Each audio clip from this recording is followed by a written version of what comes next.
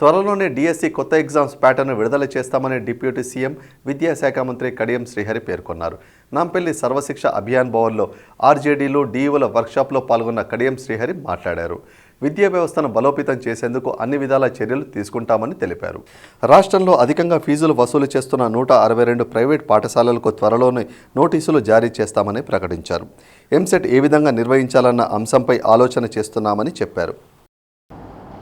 మనము టెంటేటివ్గా మార్చి 14 నుంచి SSC examinations అనుకుంటున్నాం. మనకు డిసెంబర్, జనవరి, ఫిబ్రవరి ఎఫెక్టివ్గా మీకు ఇంకొక 90 డేస్ ఎగ్జామినేషన్స్కు టైం ఉన్నది.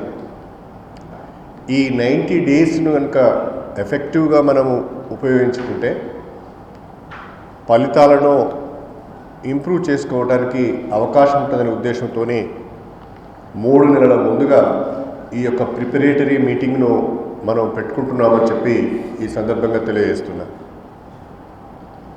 అనేక కారణాల వలన, గత ప్రభుత్వాల నిర్వాహకం వలన విద్యాశాఖ పట్ల ప్రజల్లో కొంత అసంతృప్తి, అదేవిధంగా సరి అయిన అభిప్రాయం లేకపోవడము మనమందరం కూడా గమనిస్తూనే ఉన్నాం.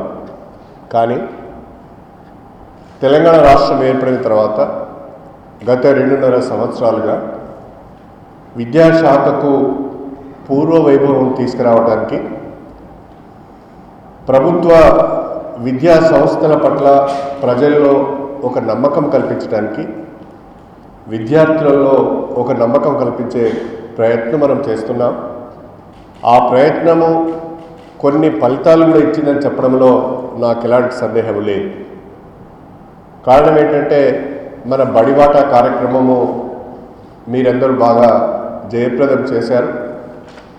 మన స్కూళ్ళల్లో పిల్లలను ప్రభుత్వ పాఠశాలలకు, కళాశాలలకు పంపించే విధంగా మన వ్యవస్థను మనం తీర్చిదిద్దవలసిన అవసరం ఉన్నది. అది జరగాలి అంటే మనమందరం కూడా సమిష్టిగా కలిసి పనిచేసినప్పుడు, విద్యార్థుల కోణం నుంచి ఆలోచించినప్పుడు, తల్లిదండ్రుల కోణం నుంచి ఆలోచించినప్పుడు తప్పకుండా మంచి ఫలితాలు వస్తాయనే నమ్మకం నాకున్నది. ఏదో రకంగా కింద మీద చేసి ఫలితాలు పెంచాలని నా ఉద్దేశం కాదు. ఫలితాలు పెరిగాయి అంటే విద్యార్థుల యొక్క లర్నింగ్ అచీవ్మెంట్స్ కూడా పెరిగినాయి అనే నమ్మకం మనందరికీ కూడా కలగాలి, ప్రజలకు కూడా కలగాలి.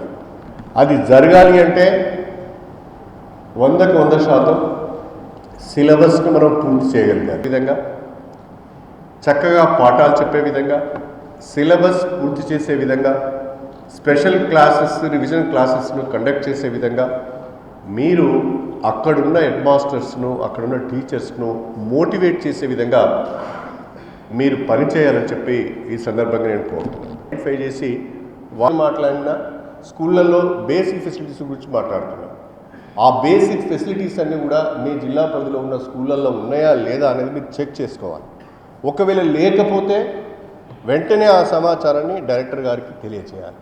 లేదు, అక్కడున్న టాయిలెట్స్ ఉన్నాయి కానీ పనిచేయడం లేదు, ఆ టాయిలెట్స్కు రన్నింగ్ వాటర్ లేదు, ఆ టాయిలెట్స్ను మెయింటైన్ చేసేవారు లేదు అంటే కూడా మీరు వెంటనే సంబంధిత జిల్లా కలెక్టర్ గారికో లేకపోతే సంబంధిత డైరెక్టర్ గారికో తెలియజేయాలి.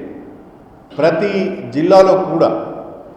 జిల్లాలో మీ పరిధిలో ఉన్న గవర్నమెంట్ స్కూల్స్లలో, జిల్లా పరిషత్ స్కూల్స్లలో, మండల ప్రజా పరిషత్ స్కూల్స్లలో బేసిక్ ఫెసిలిటీస్ ఉండే విధంగా మీరు ప్రయత్నం చేయాలి.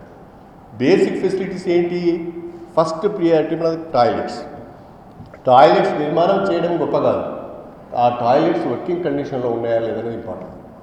ఆ టాయిలెట్స్ వర్కింగ్ కండిషన్లో ఉండాలి అంటే రన్నింగ్ వాటర్ ఉండాలి. రన్నింగ్ వాటర్ ఉన్నదా లేదా చూడాలి.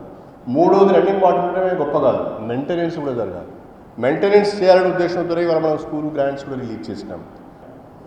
అన్ని ప్రభుత్వ పాఠశాలల్లో ఈ బేసిక్ ఫెసిలిటీస్ ఉంటాయి అని నేను చెప్తున్నాను. దానికి తగ్గట్టుగా మీ పనితీరు ఉండాలి. మనకి ఇంకా 6 months టైం ఉన్నది. ఆ 6 months టైంలో మనం వీటన్నిటిని కూడా ప్రభుత్వ పాఠశాలలో కల్పించే ప్రయత్నం